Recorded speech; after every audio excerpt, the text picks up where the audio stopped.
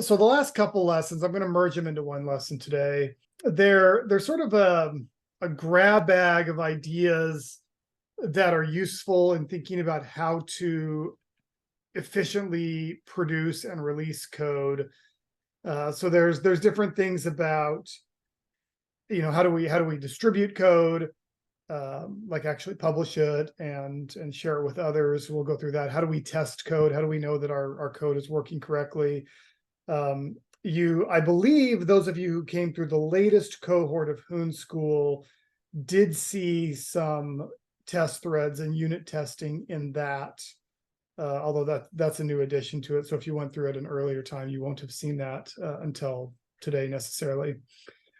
And there are some principles of app design and some patterns that are worth going through. So what I'd like to do to get us started today is we're going to take a look at a particular application called Squad. Squad is in the guides. I'll share the link with you in just a moment here. It's basically a build your own groups application. And so this is a little bit simpler than something like Tlon groups. This is building sort of just a friends manager, kind of like Pals. It's completely Urbit native. We are actually going to pull the mature version of this, install and run it, and then we're going to go through and make some changes and discuss how these can make things a little bit easier for you as a developer, or things you might be able to do to make the user experience a little bit friendlier and so forth. This is going to demonstrate a few interesting things like Sail, which is Urbit's HTML representation. If you had a chance to go to the app workshop that we held a couple weeks ago, then you would have seen that a little bit, but we'll look at it in some more detail here today. So let me pop on over to Visual Studio. Oh, there we go. Okay. All right. So we want to talk about how to do a few things here. Let me get the participants list. Okay. So we want to talk about how to do a few things. We want to look at like how error logging happens. We want to look at some changes we can make to an app that'll make it a little bit easier to handle things. Those of you who have worked with, I'll show you how to install this in just a moment, but those of you who have worked with Pokes before, or excuse me, with Peaks, have probably run into, okay, so, we have an on peak arm here. It receives, a peak comes in at a particular path and it returns a unit cage. Okay. Well, what you do is you switch on the path, and if the path is a well-defined quantity, like what we're doing here is we're looking into our agent at with a SendGX. So this would look something like this call .ket. I'm just casting it to a noun because I don't want to deal with whatever it actually returns just yet. SendGX, and then you do it at a particular path, and in this case, that path is all. One of the quirks of this is that the different components, like the care, which typically is X or Y, can be other things, but typically is X or Y, and the next component of the path come in at different places in the path as Gall hands it to you. But what you end up with is code that looks like this, like we're taking the head of the tail of the tail of the tail of the path to get out the group ID that we're referring to in some particular instance, which is one of these values. So there's some odd things like this, and I'll show you some ways to clean up this kind of code and make it a little bit friendlier. What we want to do first off is there is a docs example repo that is linked in the, let me see if I can find the,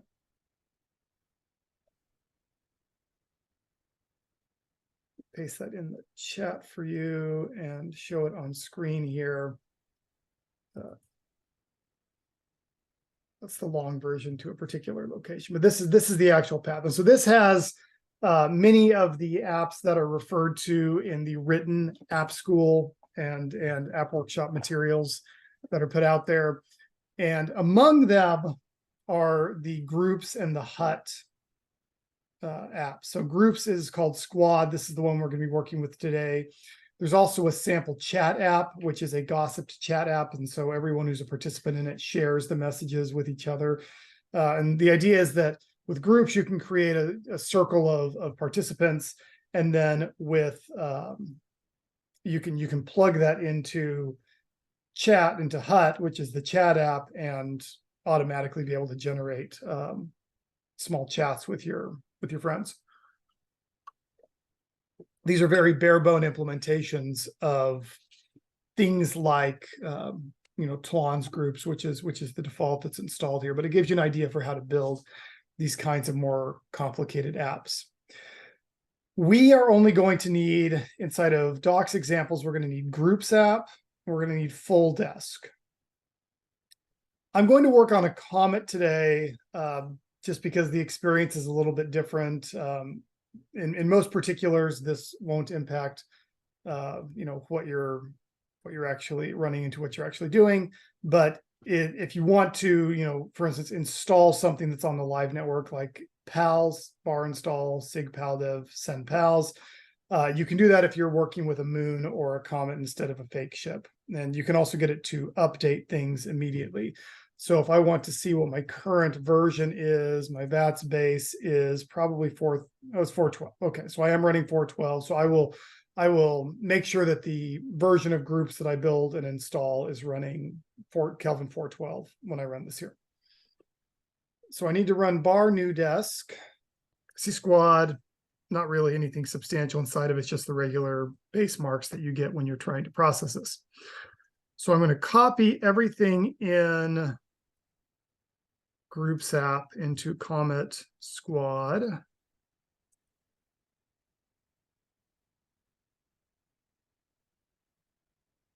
And bar commit, and hopefully this will run for me.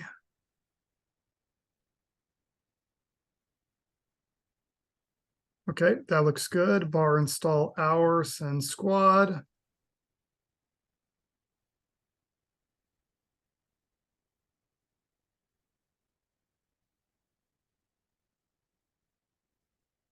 And once it gets that going, then we'll be in a position to start poking around and seeing how this behaves.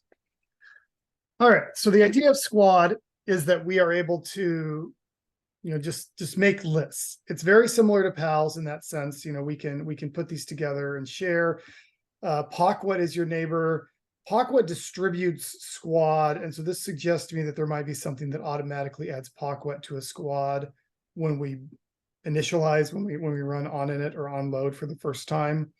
So we'll take a look at that in a moment.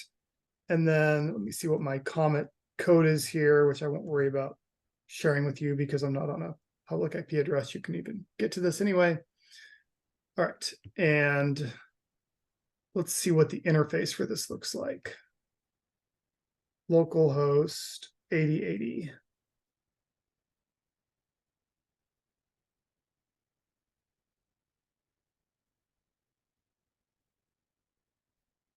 You'll notice that what was formerly grid is now landscape when you load this for the first time.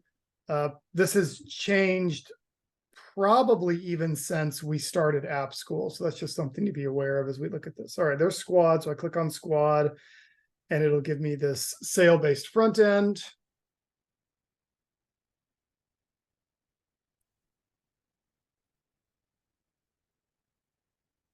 All right, so I can, there's a Hello World squad, which I'm a member of, that looks like Pawkwet has, and looks like everyone gets automatically added to it. So 146 people have, or this tutorial has been run 146 times. Or I can create a new squad and then add people to it. So I'm on the live network, so I can invite someone and just see how that goes. So let's mark this as public. Let's create it, see if it, okay, so it doesn't care about the name. I'm the only member of it. I can change the title, whatever I want to do, make it private, whatever. Okay, so like really basic groups management is what we have here. All right, so now let's go ahead and look at how we actually build and use this application here.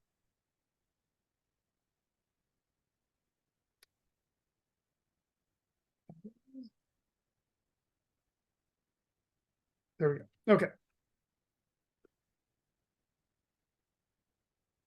All right, all right. Well, actually, normally I say, right, let's go in the same order. So let's start with Squad.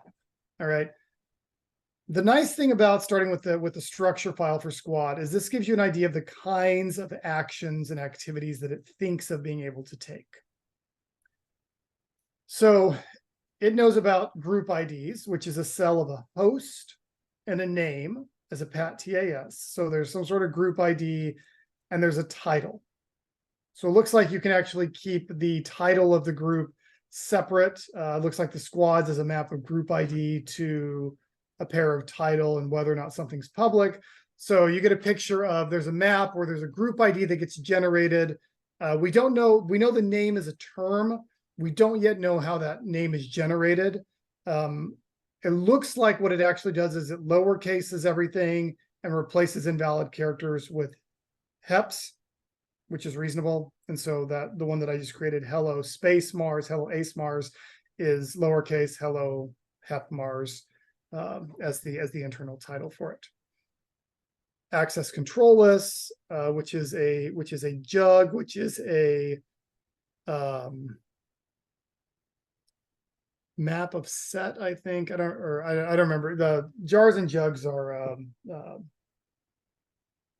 more complicated containers than maps and sets, and there's I think this might be a map of a set.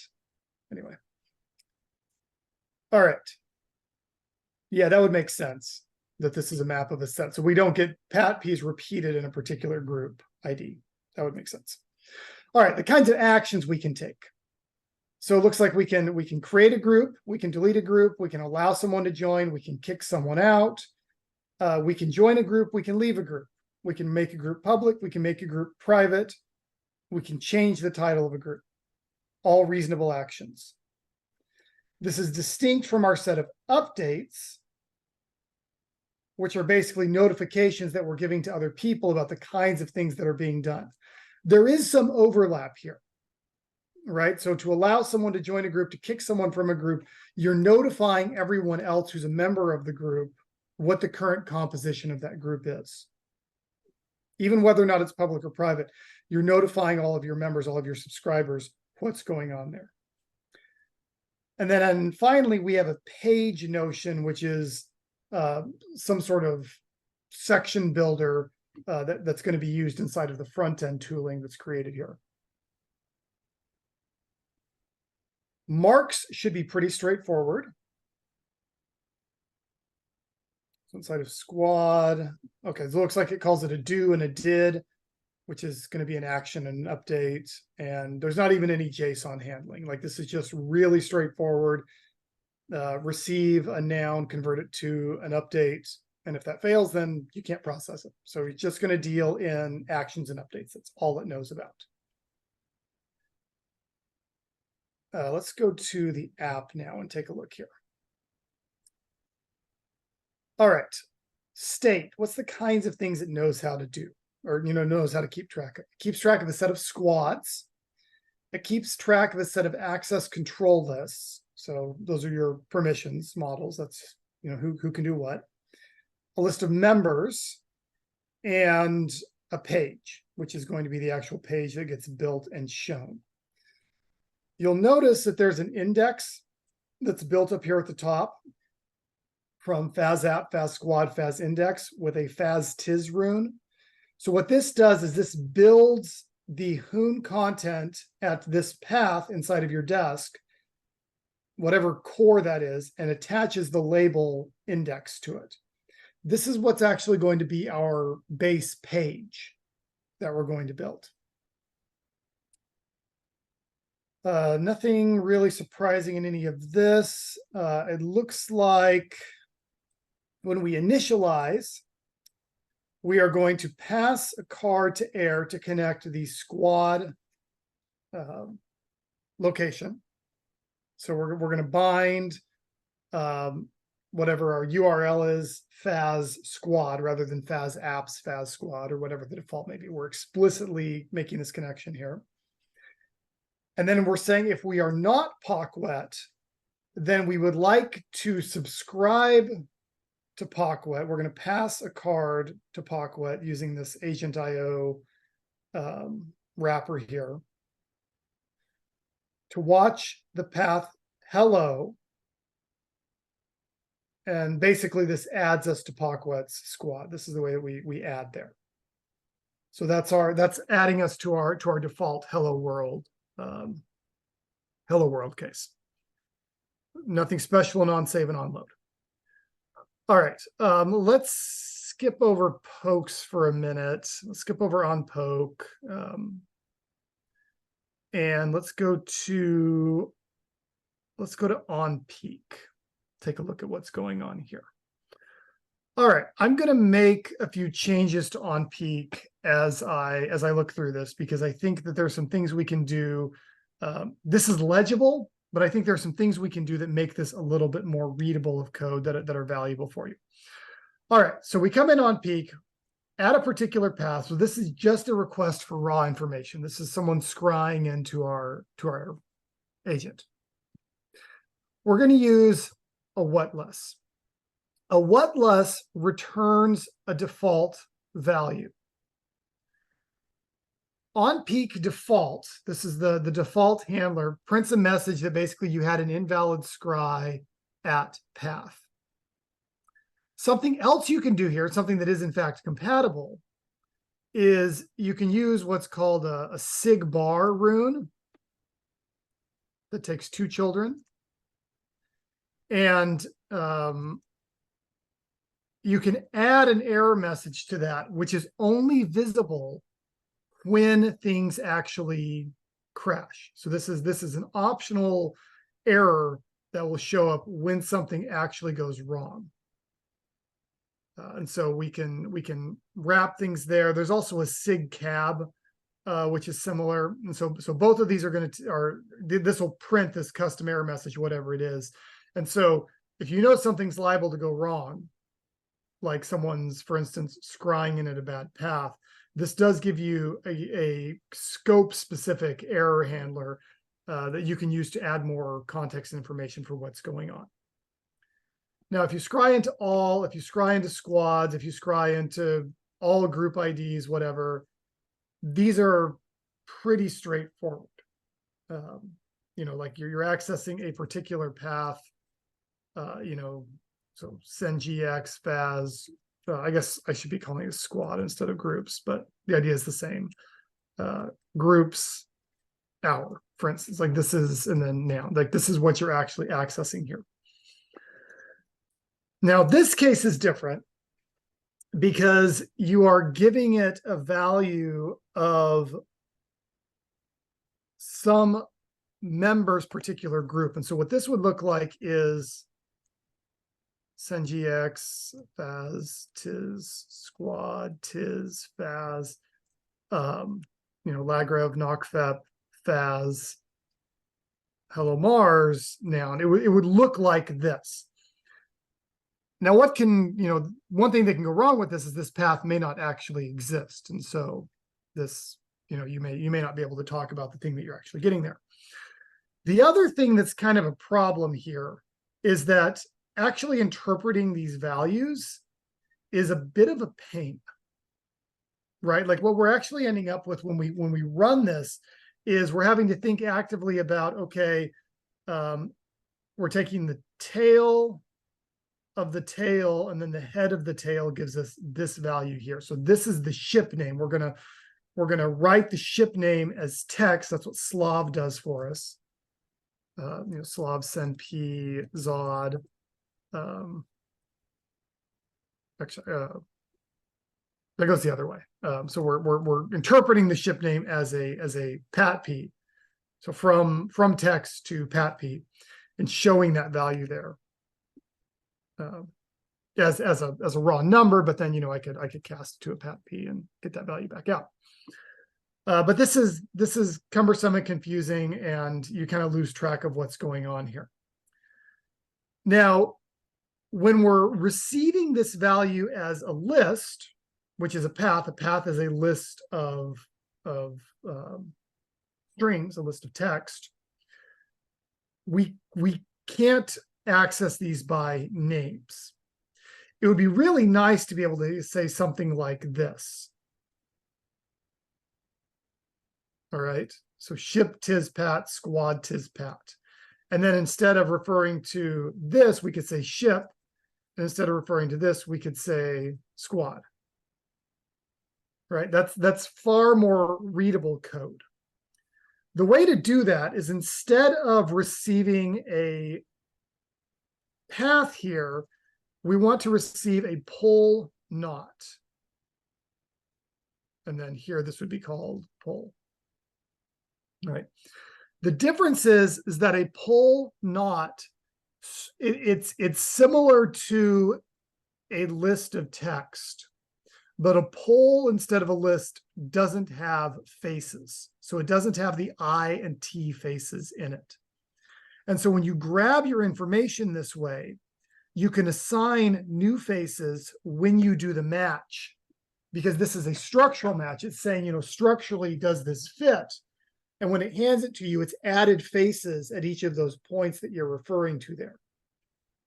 And so we can do the same thing here, ship tis, squad tis, and replace this with ship and this with squad. I can't do it halfway. I have to change it for all of them. I guess this will also be ship and squad.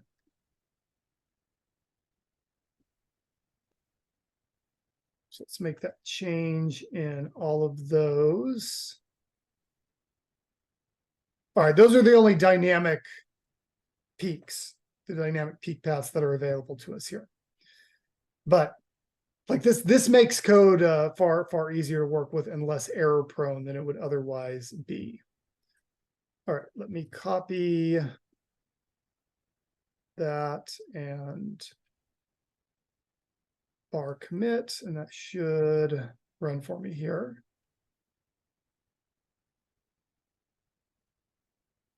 Oh, nest fail on line 617. So it doesn't like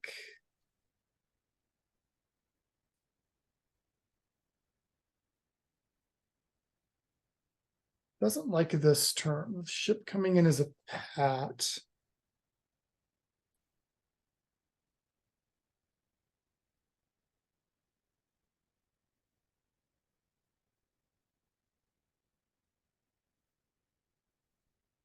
Oh, interesting. Okay. All right. What's happening here? Need pat TA have. What is this when you see this kind of thing here? Gate. Right. I have a gate. So the problem is that I'm calling this ship, but when I refer to ship, it's actually not seeing this ship. It's seeing the ship that is the type ship. So in the SIR file, there's a type. Oh, no, that's not where it's coming from. Where are you coming from?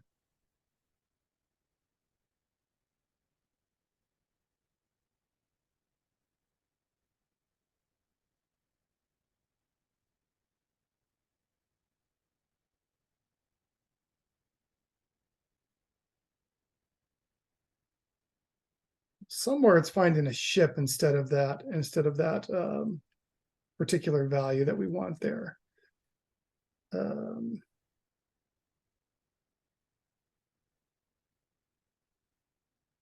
Oh, I know what's going on. I messed this up in one regard, which is that this is actually still namespaced inside the poll. It does introduce a face, but it only introduces the face inside of the value that you're switching over. By the way, this might be an implicit syntax that I don't think I've introduced explicitly. You've probably seen it in App School, but it's one that is quite common, which is if you start something with just a tis and then a mold type, this is the same thing as naming it like this, like whatever the first name, the first component of that mold type is. And so the name of this value comes in as poll after this. It actually shadows poll. So if you wanted to refer to poll, you'd have to do cat poll to skip the first match. But it will keep you from finding the wrong thing there. All right, let's get that and that.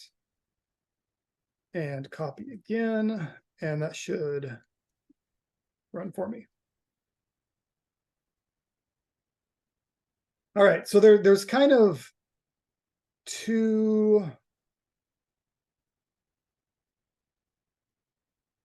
There's no path anymore. Now it's poll. All right. There's kind of two ways that errors can happen with gates, right? So one of them is you have a value that, like in this case, you think is a value, but it was actually a gate. And so what I received was this complicated pretty printer representation of a core.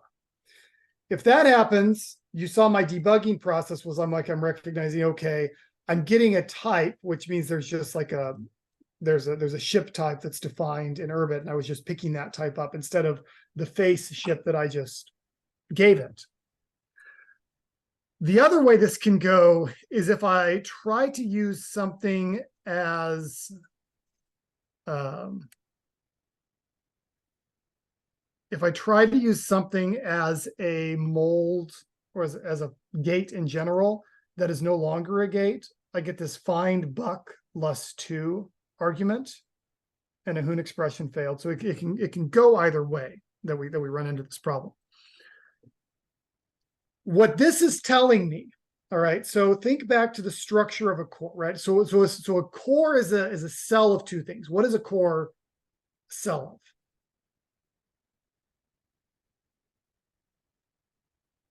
The battery and payload? Yes, so we have a battery and a payload. And since it's a cell, it's a binary tree, it means that if I access address lust2 of a core, what am I accessing? It's the battery? The battery. So the battery is the executable code. And so what it's telling me here is that inside of my battery, I'm looking for an arm named Buck, which is the default arm in a gate, but I cannot find it. So what it means is I'm attempting to look at lust2 for a Buck, and either there is no Buck or there is no lust2. Like this actually ship is now an atom. It doesn't even have a lust2. There's nothing to look at there. So if you get find Buck lust2, that means you are trying to use something that is not a gate as if it were a gate. So that's the two ways that you'll run into that error there.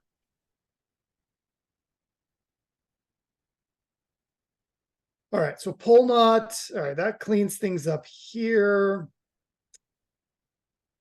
All right, let's talk about OnArvo. We sort of incidentally ran into OnArvo, but we weren't really doing anything with the threads explicitly because most of the lesson was architected around using Gall, which comes back in OnAgent instead of in OnArvo.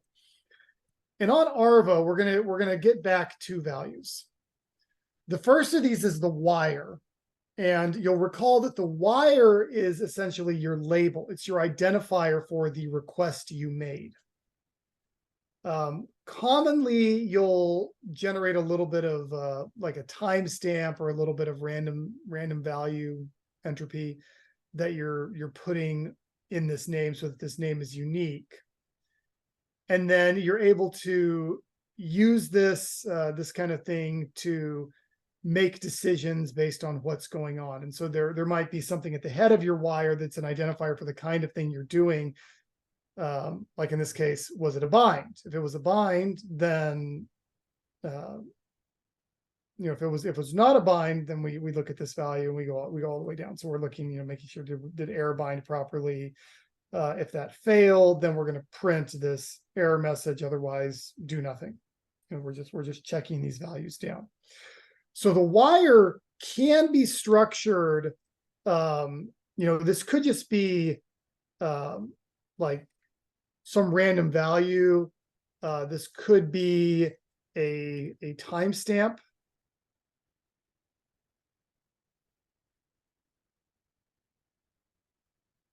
Something like that. But most helpfully, the wire, because it's a path, it can have multiple values in it. You're going to tell yourself the kind of thing you were trying to do. So like, network lookup, Faz, Pokemon, Faz, and then I like how it's suggesting Charmander, and then the thread ID that you're looking at from whatever that source is in those cases. And since you can switch on the wire, which is normally the first thing that you're making the decision on the basis of, you can actually use this wire to sort of figure out what kind of thing was I requesting when I wanted information to come back. And once I've narrowed that information down, I may not need the rest of the information to verify whether whatever's happening happens, right? Like I'm actually, in this case, I'm throwing away all the information after error bound in my sign. Because in this case, I'm looking at the sign. I just want to know that it actually succeeded. I'm just saying, did it succeed? If it succeeded, then I'm good. There's other things, and then the next one I check, like, was it accepted, and so forth. So it's just sort of way of running down and making sure that things are properly shaped and in the right places as you work through these. All right.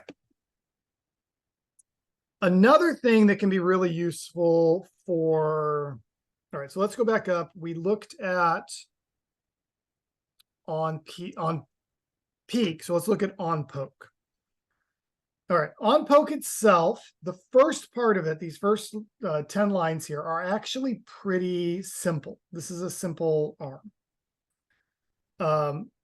So mark in a vase, it's going to return equip card cab this. We know that is a list card cab this. We know that's the same thing. And then actually, instead of we know it's this. That's a cat hat. In front of that, we have this barquette. So what does a barquette do?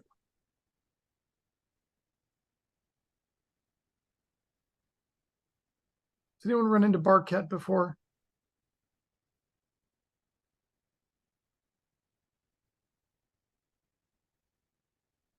This is sort of like a trap in that. All right, so let me say, I would say add 1 to 1.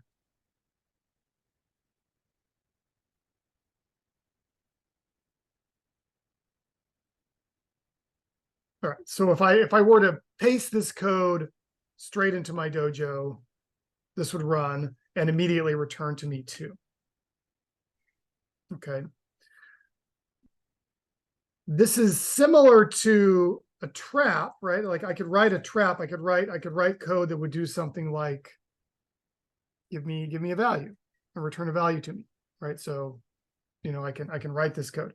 What's actually happening in these two cases? So a trap is really let me write it as a Tizgal instead.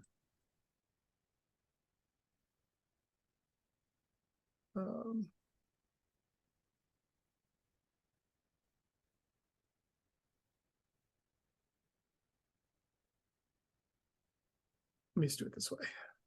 All right. So that trap that I have there is really defining a core with a single arm buck and then immediately pulling that arm. Tizgal flips the order of its 2 children. So in this case, it defines the core first, and then it calls the buck arm in the current subject, which is the buck arm of that core that was just defined. All right. So what is a barquette doing? That barquette is doing something similar.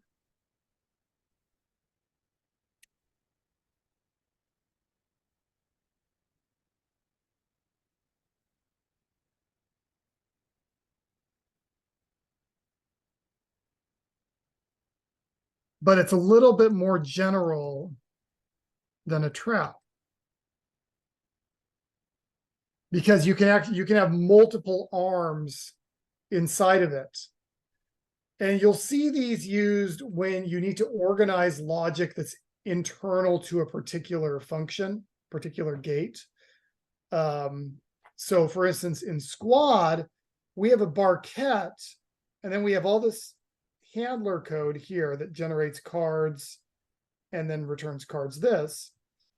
And then it has arms inside of this gate, inside of this arm. So handle HTTP and handle action is going to be the other one, are not visible outside of the onPoke arm. They do not need to be visible, right? So they show up right here because we do need to handle these events. And there'll be a squad did handle update later on in a different arm, but they don't need to be globally visible. So you wouldn't necessarily, I mean, you could stick them in a library, or you could stick them in a helper core, which would be a core adjacent to these, but you don't need to. So you can just put the code right here, right next to where you're going to use it. So what we're doing is we're asserting that this poke came locally. And then Tizcat is kind of an interesting construction. You don't see it too often, except in a context like this. What this is going to do is it's going to basically update your cards with these value, with whatever the result of calling handle action or handle HTTP is against your current state. All right, and so then you're going to get cards back, and then return. You're able to return cards this as after this Tizcat resolves, after like whatever it needs to do resolves. It's kind of like McGal in this way. It lets you sort of package up a set of calculations contingent on something inside of this calculation to the right here. So then we're going to evaluate our mark. If it's a squad do mark, it's coming in as a squad do, then we're going to pass it to handle action. If it's coming in as a handle HTTP request, then we are going to unwrap it to an AIR request and a vase and pass that to handle HTTP. All right, so that ends up here. And then we've got some tooling that in App Workshop and elsewhere, I've talked about how to use the server library. I'll have some notes on that for you as well. There's also things like Rudder and Schooner that can handle HTTP. This is raw HTTP handling.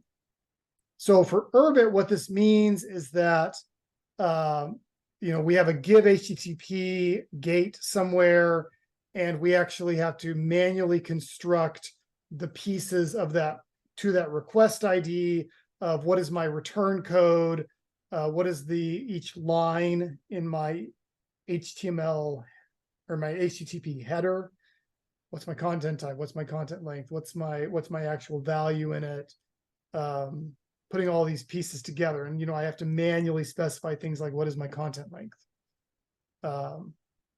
So using libserver and the other tools around it will make it a little bit easier, and you won't have to explicitly handle these things the way that this example shows you.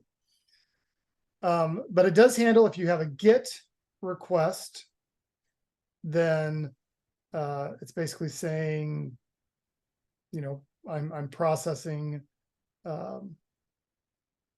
these particular things here.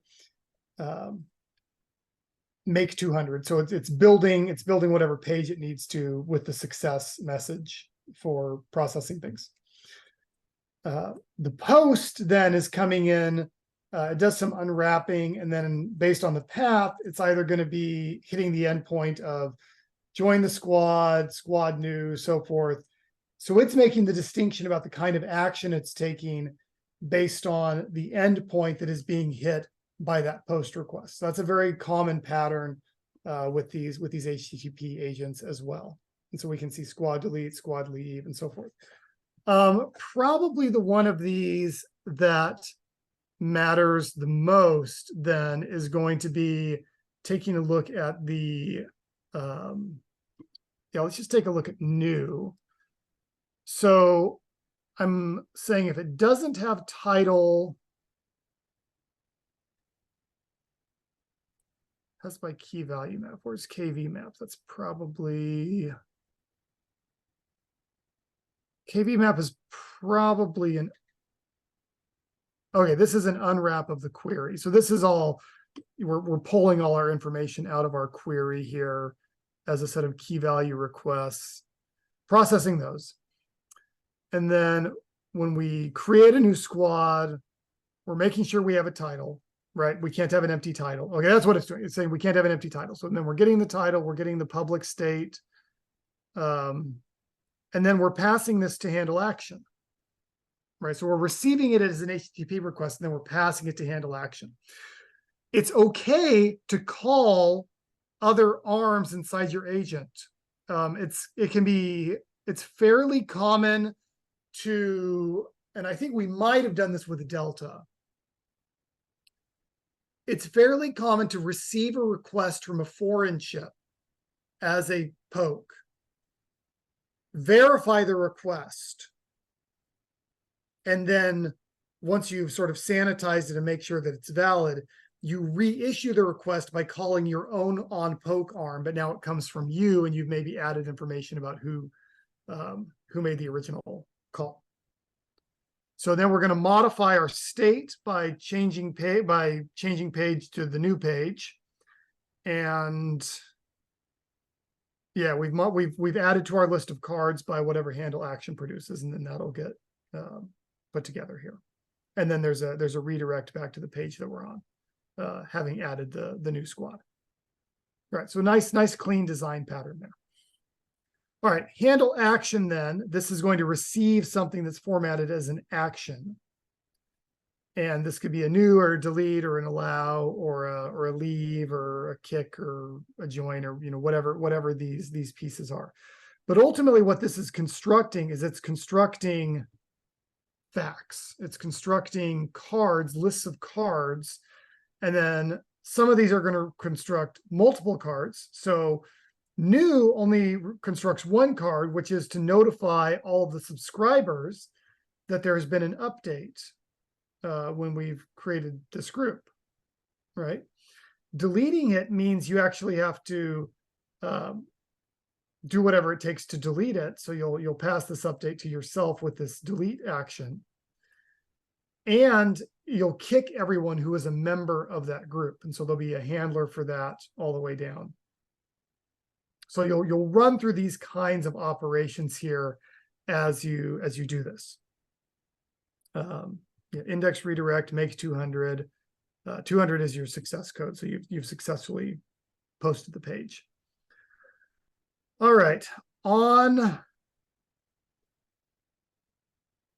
go to, all right, on agent means we've gotten information from someone else. So we received this not as like on Arvo, we received a wire and a sign Arvo. Here we're going to receive a wire and a sign agent goal.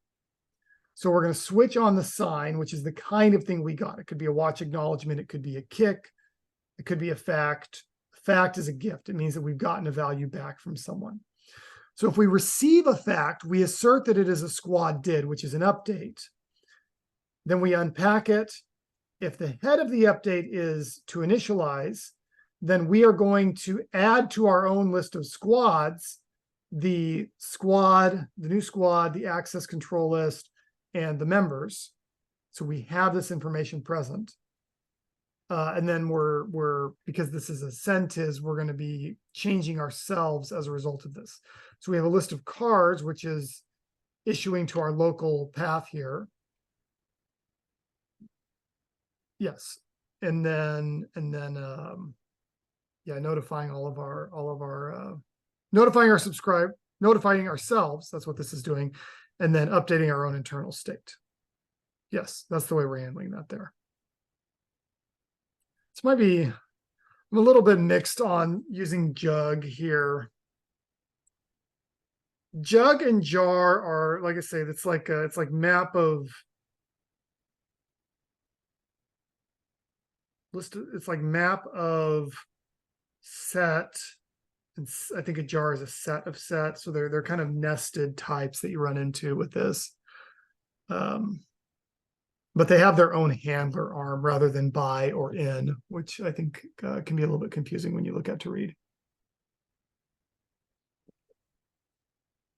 However, the reason you would want to use a map of set, so let me go back to here and show you what this basically is. So if I'm saying what a squad is, this is equivalent to saying group ID to set squad.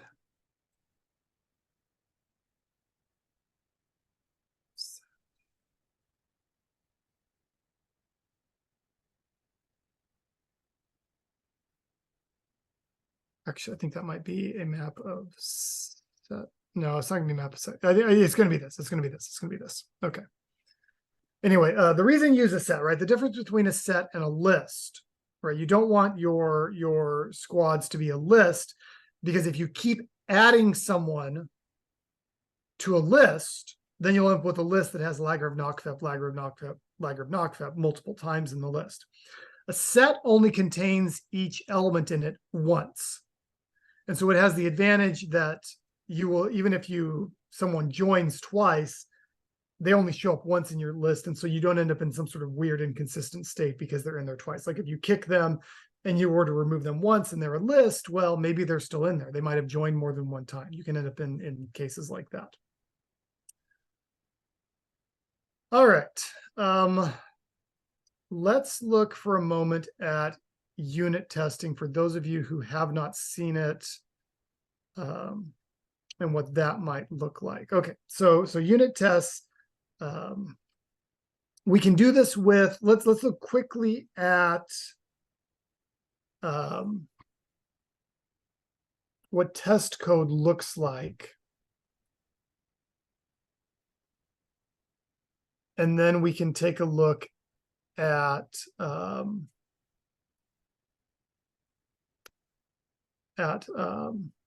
what it looks like with agents, which is a little bit different. All right.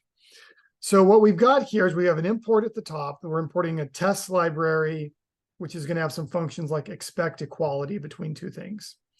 And in this case, I'm testing a library, which is named absolute, which just provides a single function, which is absolute, which provides absolute value for, in this case, floating point numbers. So this .1,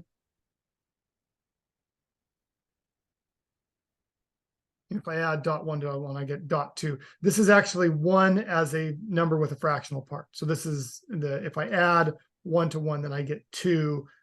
This is 2 as a number with a fractional part. It's a little bit strange that you write it this way, because you can also write like this is 1.1 in conventional terminology is .1. So it always has a leading dot in front of it when you do these. So this library, even though I haven't really written the library yet, I've written tests here that basically constrain what the behavior of the library should be. What we're going to do is we're going to weld together a series of tests that we want to process here.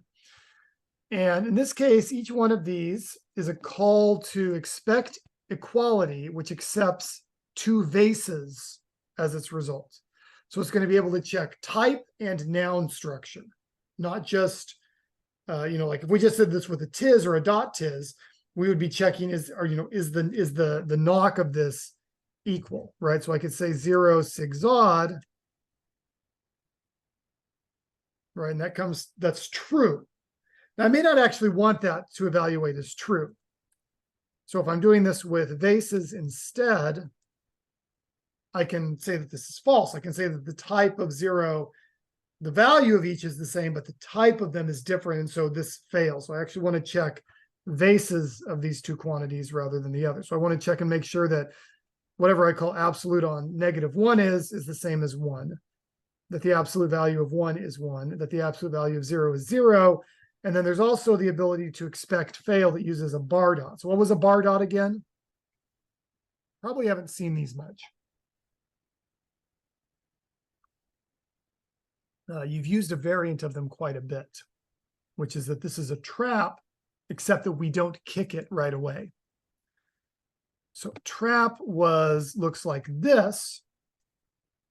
But I could also write a bar dot of +2, and that's code, right? I haven't actually evaluated that until I evaluate the buck arm inside of that trap. So that's a trap that we don't evaluate right away. A bar hep means write a trap, write a core with a single arm buck and evaluate it. That's what this code is. A bar dot is useful when we want to write code, but for some reason we don't want to run it right away. So this would actually just be this. I've not called that buck arm inside of that code yet. All right. This is neat because this means in unit tests, I think I had a bug here because of this text that I'm giving it actually succeeds because text can be cast. Anyway, I'll worry about that in a minute. What's neat is when you're writing unit tests is you can write unit tests that are supposed to fail. So if you need something to crash, like I give it a cell, that should crash, right? Like I should not be able to evaluate the absolute value of a cell, or maybe I should, right? I have to make that decision when I write the library, but here I want this to actually crash. So right now I haven't said anything about how this function, like what it, whatever this gate looks like. I haven't done that yet, but here it is. It succeeds. So let me go ahead and let me just do this in base because that's easier to just add a base. Now, landscape and many of the other desks that are out there actually do have tests. If you go to the Urbit repo or Urbit group or Tlon Core groups or whatever, you'll find that there's a tests directory. However, when the code is distributed, the tests are not distributed as part of it. So if I were to ls comet base, I don't see a tests directory inside of my base test, but in a sense, there should be. So I'm going to make, and there is in the base distribution, we just don't distribute it. So I'm going to create a value here. I'm going to save this there, base test, and I'll save this as absolute.hoon. All right, and all right, so there it is. So I can actually load this, and I can run, let's see, it's hep test, and I think you have to give it yeah, okay. You have to give it a list of paths to check. And so then it'll build the file. All right, and it's going to crash here. Test is going to fail, gets reported as a failure because there is no library absolute. So I haven't written that yet. So let me copy that in real quick. Let me give you this code. And let me give you, then what we're going to do is we're going to have this.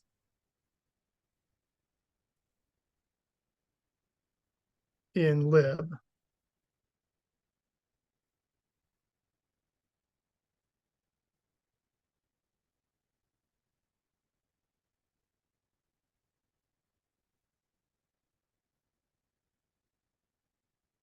Absolute.hoon. Okay, and there's that code. So it doesn't do a whole lot. It does constrain that, it receives a pat rs and returns a value. So what it actually does is it checks, is the value greater than 0, then return the value. Otherwise, subtract the value from 0. Kind of a simplest possible absolute value, which of course it is, right? Like there's not much else to say there. All right, so I'm going to bar commit again. And now I'm going to try running these tests.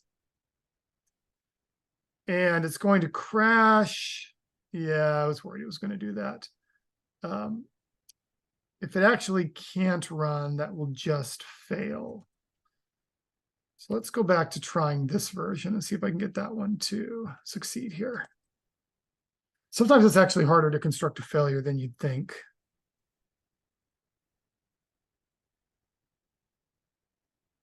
failing on, oh, it's failing. Yeah, I know that. That's what the bar dot's for.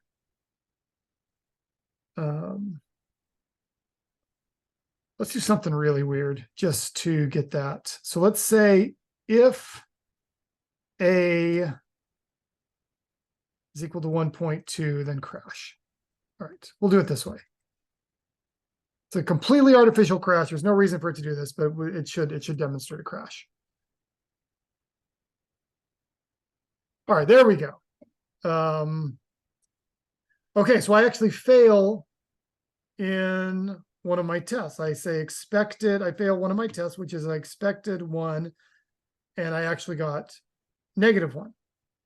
So I come around, I look over here, and I say, okay, if A is greater than 0, A, if it's less than 0, then subtract A minus 1. Anyway, I can step through these and sort of see what's going on and then verify this against it. All right. Okay, so that's what tests look like. But when you do tests for an agent, this can get a lot more complicated. And so with an agent, there's a tutorial that I'll point you at that I wrote for DC Spark a couple of years ago that's mostly up to date. But what you end up having to do with an agent is kind of funny. You end up having to build unit tests that look like this.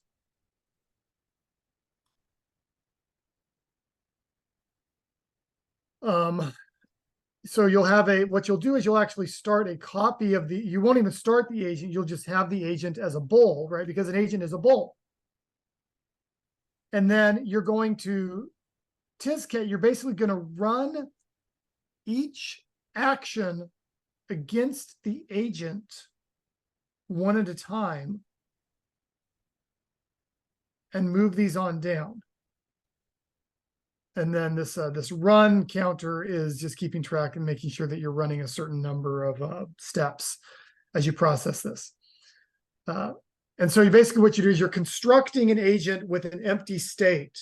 And it's not actually running in Gall, but because all an agent is a door, we can provide state for it and just basically notch it forward one event at a time. And then once you've reached what you actually expect your state map or whatever you have, whatever the things that are shown by like what debug shows, what less debug shows. Once you've actually built a state that looks a particular way, particular target way, then you can use expect equal on that and you can test that as well. It is not very common yet to see agents actually getting tested this way. It should be, because you're actually verifying. This is the only way to really verify that, is onPoke actually doing what I think it should do. I haven't checked, right? Like I have to go, I can write some arms and some tests. You don't have to test literally everything, but it's sort of a quick check, like, do my major pokes actually behave the way that I expect them to when I'm processing things through?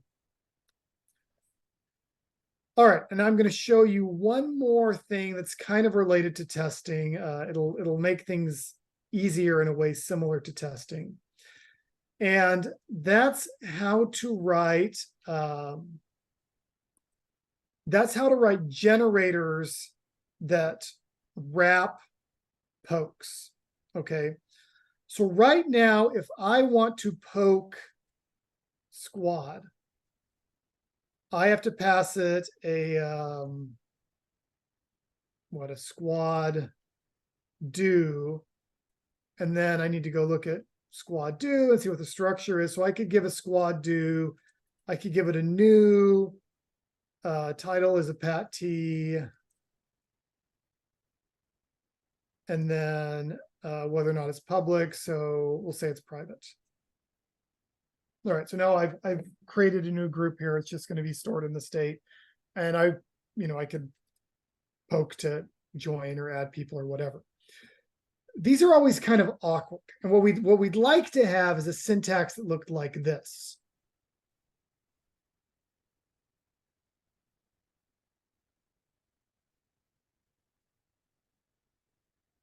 All right, something that just behaved this way.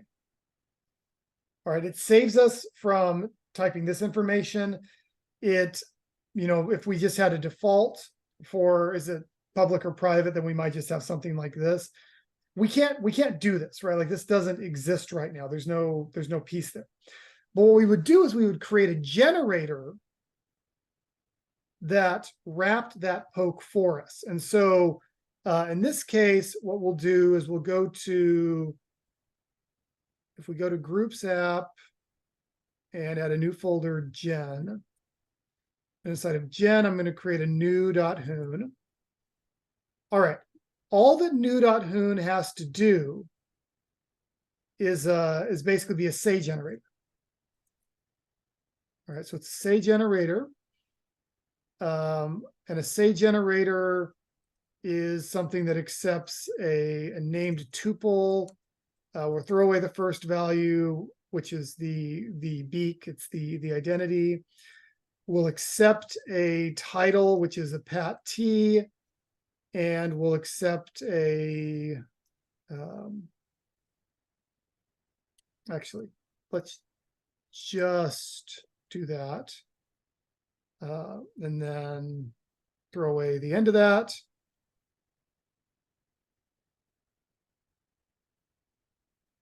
Yeah, okay. And then I want to do a squad do of title and send.in. So we'll default to, if you're using this, it's a private group.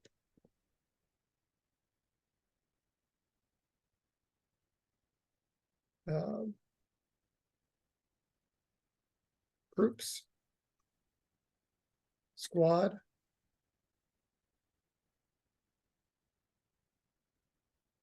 group. What did I call? Oh, sorry, I haven't copied this over. Okay.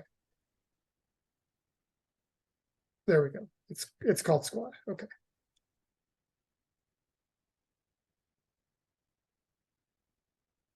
Let's see, line. Oh, I messed up my app when I was messing with this earlier. Because that should be a space.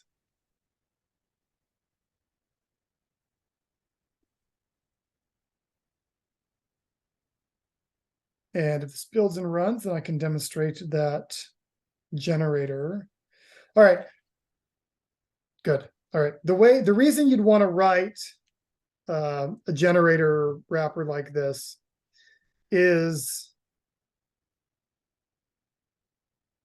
Gen. Oh, it should be in squad. The reason you'd want to do this is that it's basically creating a minimalist command line interface. You can write full command line interfaces for your agents. In App Workshop, for instance, I demonstrate that a few times. If you come to that over the next year, we can get into that in more detail. Let's see. Okay, so now it's an ill-formed.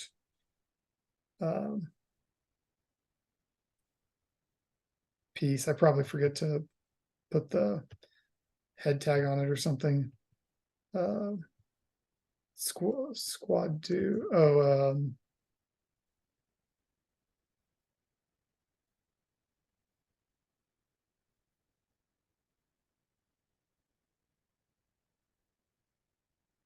that's what I want. Okay. Anyway, this makes it like much easier to just do things with a ship. All right, so there we go. So call squad bar new and then a title, and it creates something for me. If you've used some of the more complicated apps much, you'll find that there are ways to, for instance, like let's say you post a notebook in Publish that breaks your group. Not as common now as it used to be, but this has happened. And and it breaks it in such a way that you can't actually access the group until that notebook is deleted. Right now, what you have to do is you have to really dig around and say, how do I well form the right poke to display this information, and or the right peak to display this information, and the right poke to edit, like to tell it to delete this notebook post that was a bad post, right? That it had some malformed information in it. If you actually go ahead and provide generators, which I believe they don't for that one, but some of the other apps that are out there do, this is a lot cleaner and nicer to write and easier to think about. You don't have to think about, okay, what's the actual structure of my card, my mark, whatever I'm doing with this. Like, I can just grab and display this information in one step. So I'm going to strongly encourage you to do this sort of thing when you're distributing your code. The other thing to show off is how do I actually distribute this? Turns out that's pretty easy. There's a treaty agent that tracks what's actually available out there. And if I run cold treaty bar publish and then the name of my agent, that registered it. If you check, sorry, that should be our, if you check against this commit while I have it running, which is not going to be for very long now, you should be able to see that Squad is now served from this ship, and you can install it. So one of the nice things is, once you have the docket file registered, docket file looks like this, just contains some basic metadata about how to display something. Once you have that done, then anyone can share and access this, right? Like, this is your peer-to-peer sharing, like no app store. Here you are, right? Like you've just made this available and you can grab it. Yeah, so that part's pretty straightforward there. In the notes I'm going to share with you, I have some other sections on certain design patterns that can be common in writing apps. It's worth glancing through those, but at this point, you probably are well equipped to write apps about as complex as Squad. There's some tooling like Ahoy. There's another one that's called Hut. That's one of these examples. Anything in the app workbook in the developers.urbit.org site, you should be in a position where you could write apps of about that complexity, even with what you know about front end. Assuming you don't know much or anything about that. Now, you probably are going to want to level up, continue to build more and more complicated apps, because the kinds of things that people are making now, if you look at Portal, if you look at Trill, if you look at Chess, like there's starting to be some fun, more complicated apps on Urbit out there. You should also be in a position where you can grab the code from those, crack it open, and answer the question of like, how does this behave? Like, what's actually going on when I look at an app like this? And maybe even to some extent to actually critique the code, right? You can look at it and start thinking like does it make sense to do it this way? Is this the way I would choose to do it if I were writing this? And some tricks, like the poll not instead of list is a trick that I don't commonly see in code, but I think it makes your code much more legible. And so there'll be other tools like that out there that you'll be able to grab and use from the design patterns that are in these notes. There's also a little bit on like how do you upgrade agent state? How do you what are some of the libraries that you should be aware of as you're doing this? Right now there's a hackathon going on, so watch that, see the kinds of things that people are producing coming out of the hackathon. We'll probably have another hackathon. I don't know, my guess would be around the end of the year.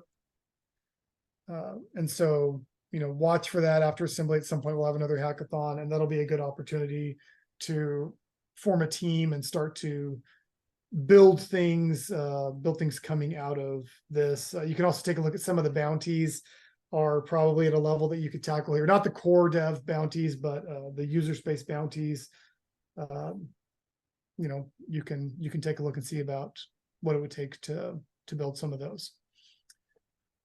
On Friday, let's see, today's the 3rd of October. So on Friday, the 7th of October, I am going to do a build party in the GatherTown Urban Hacker House. And what I'll be doing then is I'll be attempting to live build a tool for stars to sort of designate a planet as an emissary in a way that sort of shows off, like the planet can say, like, I am a star operator. And a star can do the designation one way, and a planet can show that, you know, attest it in some way, just as a way of trying to expose some of the network dynamics and start to encourage people thinking about running stars and maybe starting to expose some of that in the other apps that are out there. So the way a build party works, so, you know, so there's App Workshop, which will be ongoing about once a month, and you're invited to any of those that look interesting to you. The idea of an App Workshop is I sit down and I kind of walk you through a moderately complicated app and maybe live code or live update parts of it. But the idea is that it's very specifically targeted at upgrading your ability as an app developer. The idea of a build party, which are irregular, but we try to have 2 or 3 of them a month, is we sit down and we just try to write an app in one day. And we just say, okay, we have a concept. What does it look like to actually build an app? And so those are interesting because you will actually see us. Frequently, we try to pair program, but the idea is just sort of myself or others just narrating the thought process. Okay, something's gone wrong. How do we troubleshoot it? How do we actually run into issues and think about resolving issues and producing code? And so there's a few apps that have been built and distributed this way over the past year. Things like there's a Stripe payment processor app that Matt Levan and I built in the first build party. There's Tell, which is a way of contacting multiple ships through DMs simultaneously. There's a few others that there's, what's the name? Slick, which is a Python front end for Urbit that will run the Snake game. So you're actually running the Snake game on your Urbit, but the interface that you're using is in a browser. It's a Python interface. There's a few other things like that out there. So we try to show this up. Anyway, so there's one of those on Friday. Independently of that, you'll need to finish 6 of the 7 homeworks from App Workshop. The final due date for those is in a little less than 3 weeks on the 22nd of October. And Jack and others, I'm around the GatherTown a lot. You can drop in and ask me questions if I'm there. Jack will continue to have regular office hours, so we'll get things answered and get you comfortable writing Urbit code.